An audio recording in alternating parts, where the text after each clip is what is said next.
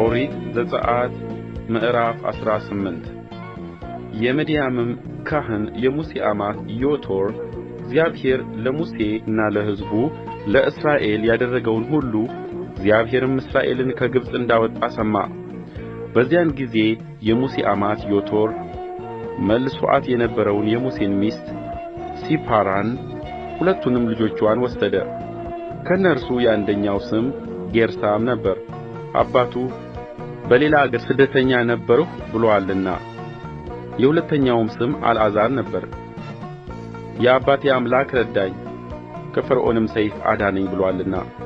የሙሴ አማት ዮቶርም ከልጆቹና ከሚስቱ ጋር በእግዚአብሔር ተራራ አጠገብ በምድረ በዳ ወደ ሰፈረ ወደ ሙሴ መጣ። ሙሴንም እኔ አማትህ ዮቶር ሚስትህም ከእርስዋ ጋር ሁለቱ ልጆቿ መጥተንልሃል አለው። ሙሴም አማቱን ሊገናኝ ወጣ፣ ሰገደም፣ ሳመውም። እርሱ በርሳቸውም ደህንነታቸውን ተጠያየቁ፣ ወደ ድንኳኑም ገቡ። ሙሴም እግዚአብሔር በፈርዖንና በግብፃውያን ላይ ስለ እስራኤል ያደረገውን ሁሉ በመንገድም ያገኛቸውን ድካም ሁሉ እግዚአብሔርም እንዳዳናቸው ለአማቱ ነገረው።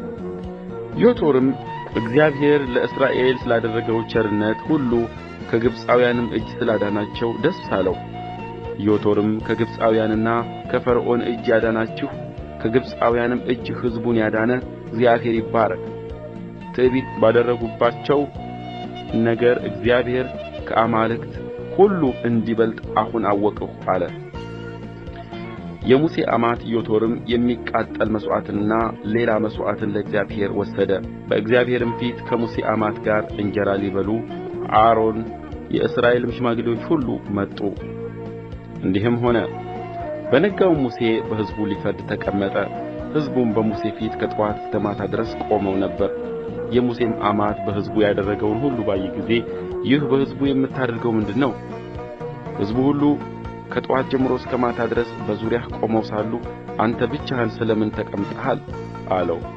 ሙሴም አማቱን ሕዝቡ እግዚአብሔርን ለመጠየቅ ወደ እኔ ይመጣሉ፣ ነገርም ቢኖራቸው ወደ እኔ ይመጣሉ፣ በዚህና በዚያ ሰው መካከል እፈርዳለሁ፣ የእግዚአብሔርንም ሥርዓትና ሕግ አስታውቃቸዋለሁ አለው። የሙሴም አማት አለው፣ አንተ የምታደርገው ይህ ነገር መልካም አይደለም። ይህ ነገር ይከብድብሃልና አንተ ከአንተም ጋር ያለው ሕዝብ ትደክማላችሁ። አንተ ብቻህን ልታደርገው አትችልም። አሁንም እመክርሃለሁና ቃሌን ስማ፣ እግዚአብሔርም ከአንተ ጋር ይሆናል። አንተ በእግዚአብሔር ፊት ለሕዝቡ ሁን፣ ነገራቸውንም ወደ እግዚአብሔር አድርስ፣ ሥርዓቱንም ሕጉንም አስተምራቸው፣ የሚሄዱበትንም መንገድ የሚያደርጉትንም ሥራ ሁሉ አሳያቸው።